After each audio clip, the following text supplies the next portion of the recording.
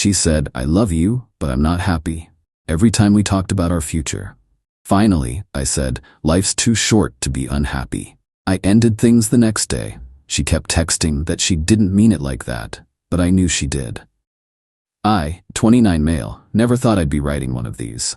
But here we are at 2:47 a.m. and I need to get this off my chest before I lose my mind. Sarah and I had been together for 6 years. Met in college, moved in together after graduation, the whole 9 yards. Everyone thought we were perfect. Hell, I thought we were perfect. Until about 8 months ago when she started saying it. "I love you, but I'm not happy." First time she said it, we were looking at engagement rings online. I'd saved up for months, had the browser tabs open, asking her preferences. She glanced at the screen, sighed, and dropped that bomb. "What do you mean?" I asked. "Nothing, just, I don't know. Forget it." But she kept saying it. Every single time we talked about the future. Looking at houses, "I love you, but I'm not happy." Planning a vacation for next year? Same thing. My sister's wedding where everyone kept asking when we'd tie the knot? You guessed it. I tried everything. Couples therapy. She went twice, then said it wasn't helping. Date nights, surprises, talking, not talking, space, no space, nothing worked. Then 3 weeks ago, I found out why she wasn't happy. Her phone buzzed while she was in the shower. A Venmo notification from someone named Derek C. The message? "For last night, worth every penny as always." My stomach dropped. I knew I shouldn't, but I went to the Venmo app. His feed was public. A classic move for a guy trying to look popular and in demand, I guess. I scrolled through. Derek C. to Sarah. Every week, sometimes twice, all with late-night timestamps and cryptic messages. "Thanks for everything. Can't wait for next time. You're amazing." My search history became a deep dive into this guy's digital footprint. It was all there, hidden in plain sight. When she came out of the shower, I was sitting on the bed, trying to keep my hands from shaking. "Who's Derek?" She froze, just for a second, then laughed. "Oh, from work. We grab drinks sometimes with the team." "Every week?" "Not every week." "Why are you being weird?" Classic deflection. I'd learn later this was her go-to move. I let it go. But I didn't forget. Started paying attention. Late nights at work, new lingerie that never made an appearance in our bedroom, sudden interest in yoga classes that required very specific workout clothes, the way she'd angle her phone away when texting. 2 weeks ago, she did it again. We were at dinner, talking about renewing our lease. "I love you, but you're not happy. I know." She looked surprised. "I'm just going through something." "For 8 months? Why are you being like this?" "Like what?" "Concerned that my girlfriend of 6 years tells me she's unhappy every time we discuss our future but won't tell me why?" She started crying. Real tears. I felt like an ass. Reached for her hand. She pulled away. "Maybe we need a break," she said. Those words hit different when you've been sharing a bed with someone for 4 years. But you know what? I was tired. So tired. "You're right," I said. "Life's too short to be unhappy." Her tears stopped. "Wait, what?" "I'll start looking for a new place tomorrow." "I didn't mean, that's not what I... Can we talk about this?" "We've been talking for 8 months, Sarah."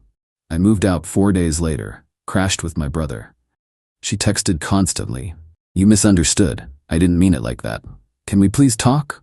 I love you. Please come home." But here's where it gets interesting. Remember Derek? Turns out he's not from her work. He's her personal trainer. The one she'd been seeing for private sessions because the gym was too crowded. The one she paid $200 a week for specialized training. How do I know? Because Derek's girlfriend reached out to me yesterday. Yeah, his girlfriend.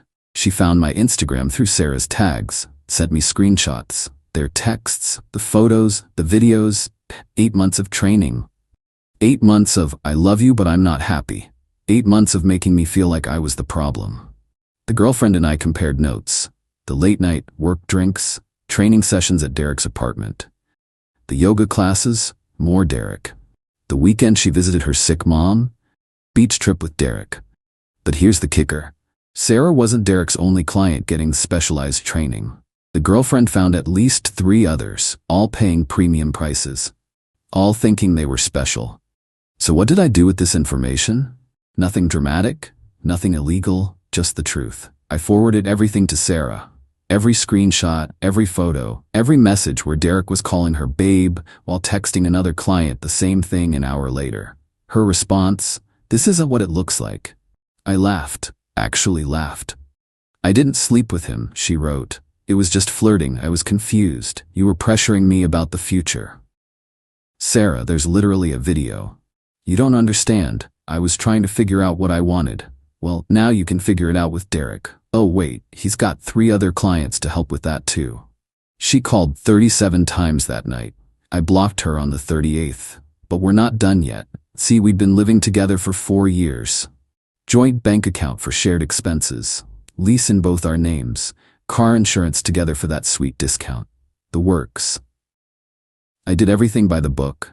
Removed myself from the lease. Thank God for understanding landlords. Separated the finances. Even left her the couch she picked out, because I'm not that petty. What I didn't do, tell our friend group, or her family, or anyone really. Just moved out quietly and started rebuilding. She did that herself, told everyone I abandoned her, that I couldn't handle her needing space, that I was controlling and jealous. Poor Sarah, right? Until Derek's girlfriend decided she'd had enough and went scorched earth. Posted everything in the neighborhood Facebook group, the one with 5,000 members, the one where Sarah's mom is an admin. Warning, local personal trainer Derek C. running romance scam. The post went viral. Local news picked it up. Turns out Derek wasn't even certified. Just a guy with abs and a good smile charging desperate women premium prices for attention and affection. The girlfriend's words, not mine. Sarah's mom called me yesterday, apologizing. Said Sarah told her I was the one who cheated. That I was emotionally abusive, that I was the reason she was seeking comfort elsewhere. "Mrs. Patterson, I'm not going to badmouth your daughter, but I think you should ask her about the money she spent on personal training in the last 8 months. Silence. Check her Venmo history, it's public. More silence. "I'm so sorry, honey." Don't be. Life's too short to be unhappy, right? Update 1. Things got worse. It's been a week since I posted this. Thought that was the end of it. I was wrong. Sarah showed up at my brother's place at 3 a.m., drunk and crying, banging on the door, screaming my name. The neighbors called the cops. I went outside to talk to her before they arrived. "Big mistake. You ruined my life," she slurred. "Everyone knows my mom won't talk to me. I got fired." "You got fired?" Someone sent the Facebook post and the news article to my boss. Said my conduct was a serious ethical concern. My job is in finance. They said the optics of financial deception were a problem. I felt bad for exactly 2 seconds. Then I remembered the 8 months of "I love you but I'm not happy." "Sarah, you need to go home." "I am home. You're my home." The cops arrived. Gave her a warning for disturbing the peace. My brother drove her back to the apartment because I'm not a complete monster. But before she left, she said something that chilled me. "This isn't over. You don't get to just walk away from 6 years." I thought it was drunk rambling. Again, I was wrong. Next day, I got a fraud alert from my credit card company. Someone had tried to make a $3,000 purchase at a jewelry store. On the card we'd shared for emergencies, the one she was still an authorized user on. I called the company immediately, but she'd already hit 3 other stores, maxed out the $5,000 limit, designer bags, shoes, a new iPhone. I filed a report. The credit card company was blunt. "She's an authorized user," they said, "so legally it's not fraud. You're liable for the charges." They removed her from the account, but the damage was done. Turns out authorized user is just another way of saying primary account holder gets screwed. I was on the hook for every last cent. But she wasn't done. Oh no, not even close. A mutual friend, Cody, called me that night. "Dude, did you really steal 50 grand from Sarah?" "What? She's telling everyone you drained her inheritance before you left. Said that's why she had to use the credit card." My blood ran cold. "Cody, we had a joint account with maybe $3,000 in it. I took half. I have the bank statements." She's showing people screenshots, man, of some investment account. Her dad died 3 years ago, left her $50,000. I remember begging her to save some to invest it. She told me to stop being controlling about her money and got real secretive about where it went. Now she was claiming I stole it. I called my lawyer friend, Jessica.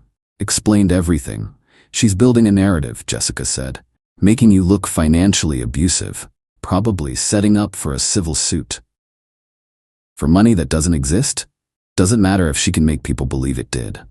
What do? Document. Everything. Every transaction, every text, every email. Start now. I spent the next 48 hours pulling receipts, bank statements going back 3 years, Venmo history, credit card records, found some interesting things, like the $1,200 she sent to someone named Crystal S. with the message, "Thanks, babe," 2 years ago, or the cash withdrawals every Friday night when she was supposedly at book club, or the separate savings account I didn't know about with $15,000 in it. Yeah, she had money. Just not the money she claimed I stole. But the real kicker? I found the receipts for her dad's life insurance. Not all of it, but enough, including payments to Derek's fitness company that started over a year ago. Not 8 months. A full year. She'd been seeing him long before she even started telling me she was unhappy. The unhappiness was just part of the script. I sent everything to Jessica. She laughed. Actually laughed. "She's been planning this for a while," she said. "But she's sloppy. This is good. Keep it all." Meanwhile, Sarah was scorching earth on social media. Facebook posts about surviving financial abuse, Instagram stories about starting over with nothing. Even a GoFundMe that raised $500 before someone reported it. Derek? Radio silent. Apparently fled town when the news story broke, left his girlfriend and all his clients hanging. But Sarah found a new angle. Started posting old photos of us with captions like, "I miss when things were simple," and "Some people change and not for the better." My phone blew up. Friends asking if I was okay, if we were getting back together, if I'd come to my senses. I posted nothing, said nothing. Just watched her spiral. Update 2. It's been 3 weeks since the last update. Buckle up, because this gets wild. I'd been living peacefully at my brother's place. New job lined up. Therapy twice a week, highly recommend. Even went on a date, disaster, but that's progress. I thought Sarah had finally moved on. Then her mom called. "We need to talk, in person, today." Mrs. Patterson had always been like a second mom to me, so I met her at a coffee shop downtown. She looked exhausted, aged 10 years and 3 weeks. She slid an envelope across the table. "What's this?" "Open it." Inside were screenshots. Texts between Sarah and someone named Marcus. Dated a year and a half ago. "I can't keep doing this," Sarah had written. "He's getting suspicious. Just a little longer, baby. Once we have the money from my divorce, we can start fresh. Just you and me." What if he finds out about the account? He won't. You're too smart for that. I looked up at Mrs. Patterson. She was crying. "There's more," she said. Turns out Marcus was Sarah's ex from college. The one who broke her heart and made her trust issues worse. The one she'd sworn she'd never talk to again. They'd been planning to leave together for almost 2 years. The separate account I'd found? Their escape fund. Derek? He was a distraction, a cover story for her absences and a way to launder cash withdrawals. The "I'm not happy" comments, setting the stage for her grand exit. "How did you find this?" "She left her old laptop at my house. I was going to sell it. Found everything." "Why are you showing me?" She dabbed her eyes. "Because she's my daughter, and I love her. But what she did to you, what she's trying to do, it's wrong. I love her enough to not let her become this person." Mrs. Patterson. "There's more. Marcus is married." Of course he was. Has been for 3 years. Has a kid. Sarah knows. She doesn't care. They were planning to run once his divorce was final, which was supposed to be last month. But his wife found out, about Sarah, about everything. She's not just giving him a divorce, she's taking him for everything. I almost felt bad for Sarah. Almost. "So Sarah's stuck," I said. "Worse. She owes Marcus. Remember her inheritance? She gave it to him to invest for their future. He lost it all in crypto." I laughed. I couldn't help it.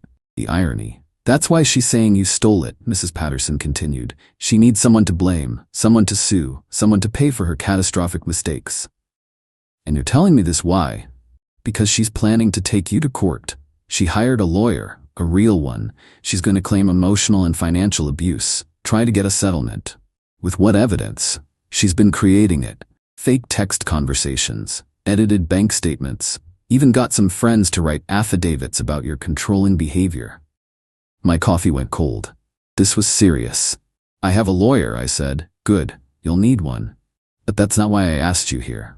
She pulled out another envelope, this one thicker. What's this? Every piece of evidence you need, real texts, real bank records, even recordings of her admitting the truth to Marcus.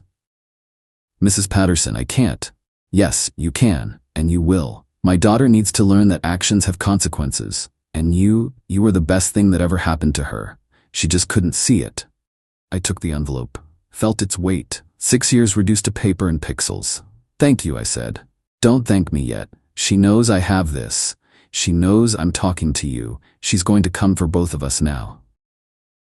She was right. That night, Sarah posted on Facebook a long, rambling message about toxic family members and parents who choose sides, and blood isn't always thicker than water. She'd thrown her own mother under the bus. But remember Jessica, my lawyer friend? She was ready. We filed for a protective order, citing the harassment at my brother's house and the clear evidence of her intent to fabricate a case against me. The judge took one look at the fake text Sarah had created, where I supposedly threatened her, compared to the real ones, where she was planning to fleece me, and granted it immediately. Sarah was served at her gym, in front of everyone, including her new personal trainer. Yeah, she'd already found a replacement for Derek. Update 3, the final update. It's been 2 months since everything exploded. 2 months since I said life's too short to be unhappy, and meant it. Here's where everyone ended up. The civil suit? Dismissed. Sarah's lawyer dropped her after seeing our evidence. Apparently, fabricating evidence is frowned upon in legal circles. Who knew? She tried to represent herself, showed up to court in a dress I'd bought her for our anniversary, cried through her entire statement, claimed I was manipulating the narrative and had turned everyone against her. The judge asked for evidence. She presented the fake texts, we presented the real ones, including one where she literally wrote to Marcus, "I'll make him look like an abuser. Who are they going to believe? The crying woman or the angry ex?" Case closed, literally. But the real karma came from Marcus's wife. Remember her? The one not just giving him a divorce? Well, her lawyer used the evidence of the affair to get a massive settlement. Then she threatened Sarah with an alienation of affection lawsuit, which is still a thing in our state. To avoid being dragged through another public humiliation, Sarah agreed to a settlement. She's paying Marcus's ex-wife for her role in destroying their marriage. With what money? Good question. She sold her car. And that designer stuff she'd bought on my credit card? She had to sell that too. After her mom found out I was on the hook for the $5,000, she gave me the cash and told Sarah she now owed her. Sarah's working 2 jobs to pay it all back. She even had to move back in with her mom, who, saint that she is, couldn't let her be homeless but is making her live under a strict regimen of therapy and accountability. Derek? Still MIA. Though I heard through the grapevine he's in Florida running the same scam. Some people never learn. Mrs. Patterson and I still talk. She apologizes every time, like Sarah's choices were somehow her fault. I tell her the same thing. You're a good mom. You love her enough to hold her accountable. And me? I'm good. Better than good, actually. Got that new job, found a great apartment, even dated a bit. Still disasters, but improving. Therapy's going well. Learned a lot about red flags and boundaries and trusting my gut. Funny thing about being falsely accused of financial abuse, it makes you hyper-aware of your finances. I started budgeting, investing, actually planning for the future. Turns out when you're not spending $500 a month on someone else's happiness, you can save quite a bit. Plus, I finally paid off that $5,000 credit card bill from her revenge shopping spree. Sarah still texts sometimes, from different numbers. The protective order is still in effect. The messages range from "I'm sorry" to "You ruined my life" to "Can we talk" to "I still love you." I don't respond, but I do screenshot. Jessica says to keep everything, just in case. Last week, a mutual friend sent me a screenshot of Sarah's dating profile. She's 29, entrepreneur, she sells MLM shampoo now. Looking for something real with someone who understands loyalty. The audacity. But here's the thing.